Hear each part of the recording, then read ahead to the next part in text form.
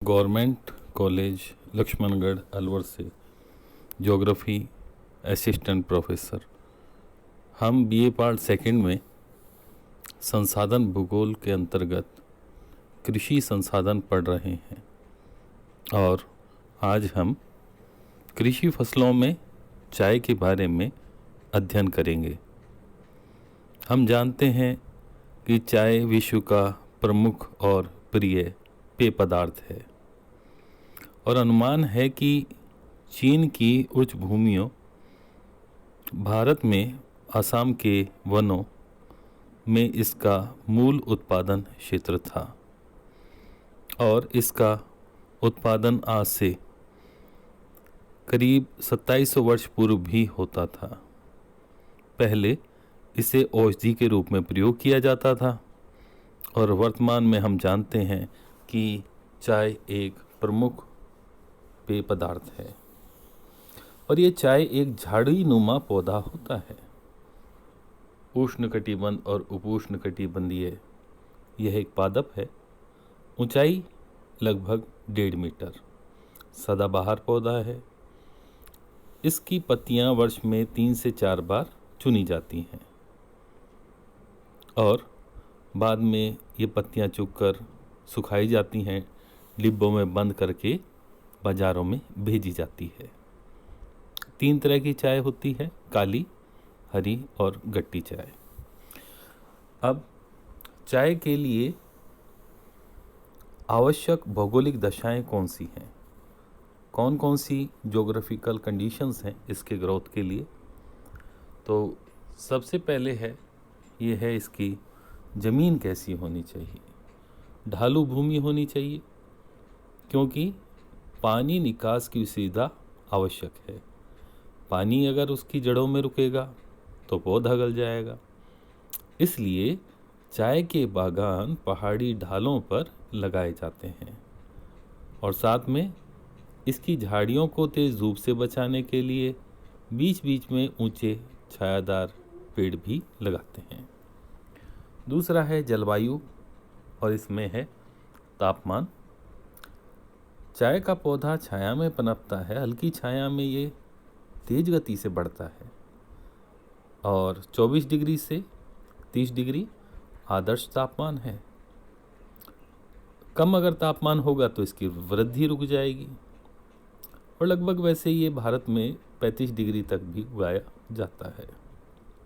हाँ, इसके लिए ओले या फिर जो ठंड ज़्यादा पड़ना ये हानिकारक है। वर्षा के अंतर्गत आर्द्रपूर्ण मौसम इसके विकास के लिए आवश्यक है। 150 सेंटीमीटर वर्षा होनी चाहिए और अगर 100 सेंटीमीटर से कम वर्षा है तो फिर ये विकास नहीं हो पाएगा। 250 सेंटीमीटर से अधिक वर्षा भी चाय की झाड़ी सहन कर सकती है, लेकिन ढालू भूमि होनी चाहिए। इसके बाद में है मृदा, मिट्टी। मिट्टी इसके लिए गहरी, उपजाऊ, ह्यूमस युक्त होनी चाहिए। लोहे के अंश चूना युक्त हो मिट्टी तो बहुत उपयुक्त है। इसके लिए दोमट और चिकनी मिट्टी अच्छी मानी जाती है। साथ साथ में खाद देने की भी आवश्यकता पड़ती है क्योंकि इसके लास्ट पॉइंट में हम देख ही रहे हैं, चाहे वो अमोनियम सल्फेट हो, फास्फेट हो, सुपर फास्फेट, ये सभी खाद का उर्वरकों का उपयोग किया जाता है। इसके लिए पूंजी की भी आवश्यकता अधिक होती है और श्रम की भी। सस्ते श्रमिक इसके लिए आवश्यक हैं। क्यों? क्योंकि पत्तियां को चुगना होता है, सुखाना होता है, फिर उसको दल के डिब्बों में भर के, ये सारा काम मानवीय श्रम से होता है और पत्तियों चुगने का काम उस क्षेत्र की जो महिलाएं हैं बड़ी कुशलता से करती हैं। इस तरह से ये है आवश्यक दशाएं। अब है उत्पादन, विश्व में चाय का उत्पादन। तो चाय उत्पादक देशों में ये है चीन, भारत, श्रीलंका। ये दुनिया की आधी से भी अधिक चाय का उत्पादन करते हैं।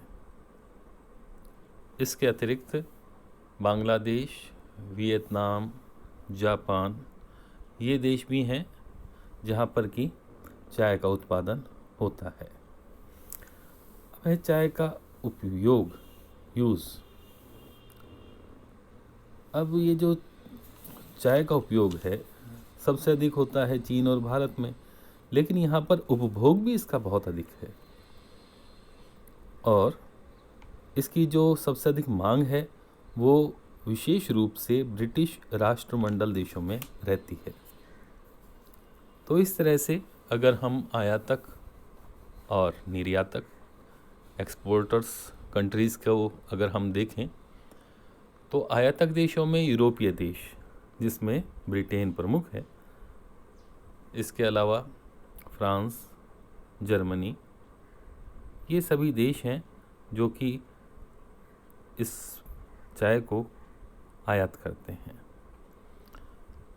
इसके अतिरिक्त रूस है और दूसरे देश चाय के आयातक हैं। निर्यातक देशों में भारत, श्रीलंका, केन्या, इंडोनेशिया, ये सभी देश चाय का निर्यात करते हैं। इस प्रकार से आज हमने प्रमुख पेय पदार्थ चाय के बारे में अध्ययन किया है। धन्यवाद।